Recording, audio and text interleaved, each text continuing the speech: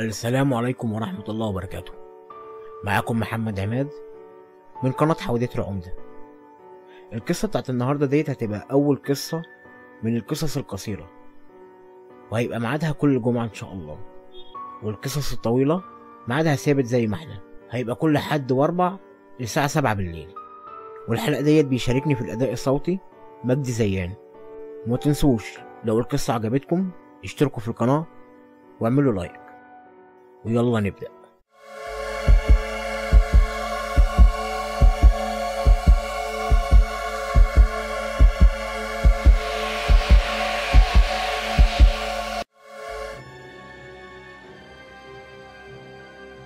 دخل حازم بعربيته كبيرة لقرية صغيرة، كان عايز يشتري فيها بيت.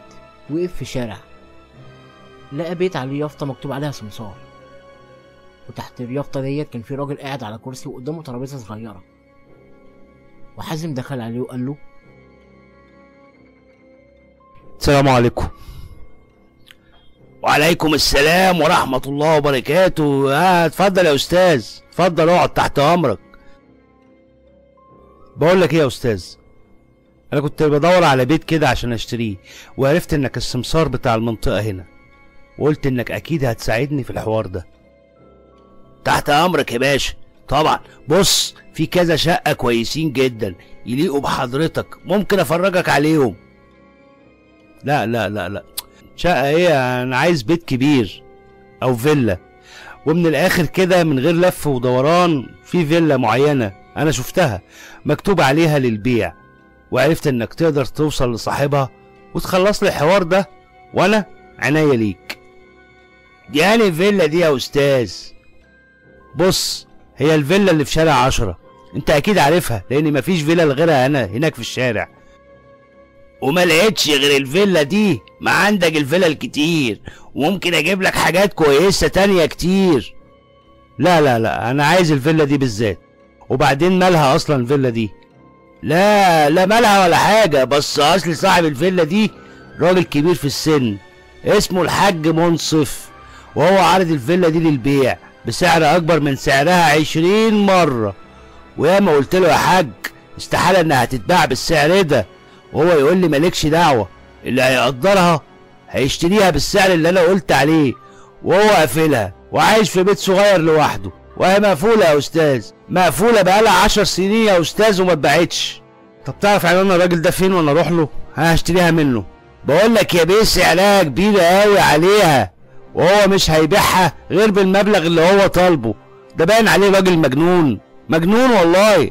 مالكش دعوة انت، هات بس عنوانه وانا هتصرف. براحتك يا استاذ، براحتك بقى، انت حر، بس منك ليه. السمسار كتب العنوان في ورقة واداها لحازم. اتفضل يا باشا، العنوان اهو. تمام، كويس جدا، سلام عليكم. حازم خد العنوان من السمسار وراح على بيت الحاج منصف وخبط على الباب، وفتح الراجل كبير كان قاعد على كرسي متحرك.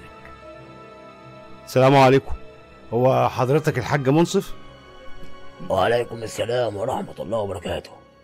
ايوه يا ابني، انا منصف. مين حضرتك؟ انا اسمي حازم، انا جاي لحضرتك عشان الفيلا اللي للبيع، عايز اشتريها.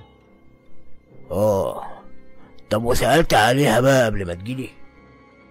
ايوه، وعشان كده جيت لك. تمام. طب اتفضل يا ابني، هنتكلم جوه. ودخل حازم والحاج منصف في الشقة، وبدأ منصف الكلام. اهلا بيك يا ابني، منور. البيت منور باصحابه يا حاج. هو انت عايش لوحدك هنا؟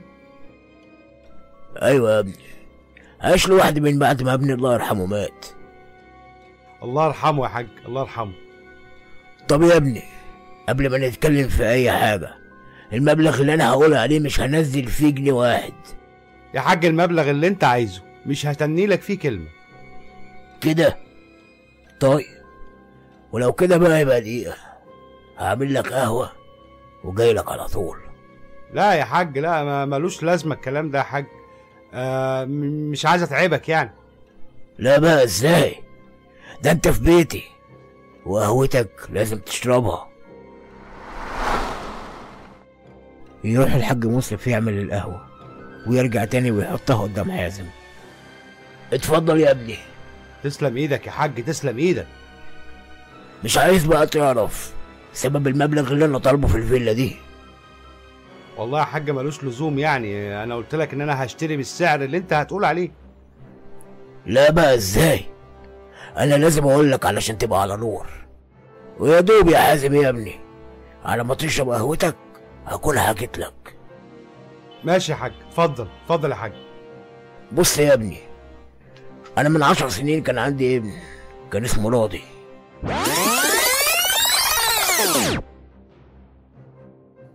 الحكومة كانت بتدور عليه هو وواحد صاحبه، لان الاتنين سرقوا بنك، والفلوس اللي سرقوها كتير جدا، كتير يا ابني لدرجة ان صاحب اي حد يقدر يعدها. وهرب راضي وصاحبه وجم على الفيلا بتاعتي، والفلوس كانت معاهم، وقبل ما الحكومة تيجي تقبض عليهم صاحب راضي ابني قتله، علشان كان طمعان في الفلوس كلها. ليه؟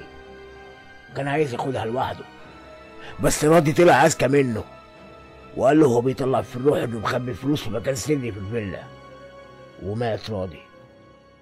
وصاحبه كان لسه هيبدأ يدور على الفلوس في البيت بس ملحقش، لأنه سمع أصوات عربيات الشرطة بتقرب من البيت، فهرب الجبان وساب ابني سايح في دمه.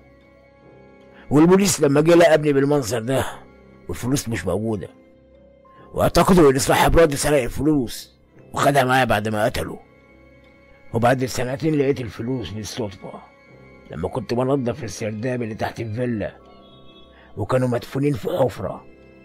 من وقتها بقى وجات لي فكرة، وهي ان انا قريت البيت للبيع بالمبلغ اللي انا عايزه مهما كان. وطبعا محدش هيشتري البيت بالمبلغ ده غير الشخص اللي عارف قيمته والجنس الكبير اللي مدفون فيه. وطبعا الشخص ده هيكون هو القاتل اللي قتل ابني، واكيد هيبقى عايز البيت علشان يكمل اللي عمله من سنين، لان محدش هيشتري البيت بالشروط اللي انا حاططها دي الا اذا كان عارف الكنز اللي جواه، واللي اكيد هيبقى صاحب ابني راضي. ومن ساعتها وانا بحضر القهوه اللي هقدمها له، ايوه زي اللي انت خلصتها دلوقتي دي، حاتم بيبدا عليه التعب والخوف، وبدا يقول له ايه هو في ايه؟ لا لا لا لا لا، ما تزعقش كده، وطي صوتك. الحاج منصف النظرات بتاعته بدأت تتحول من النظرات البريئة دي لنظرات خبث وانتقام، وكان ماسك راس حازم وقال له اصل يا حازم قهوتي دي ليها وصفة غير اي قهوة، وهقول لك بعملها ازاي. بتبقى بن وسكر وسم.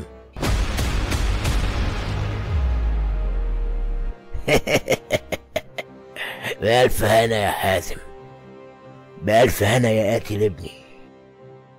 ويسيب منصف راس حازم علشان ينزل الحازم على الأرض جثة هامدة، وتبدأ تخرج رغاوي من بقه بسبب السم اللي كان في القهوة.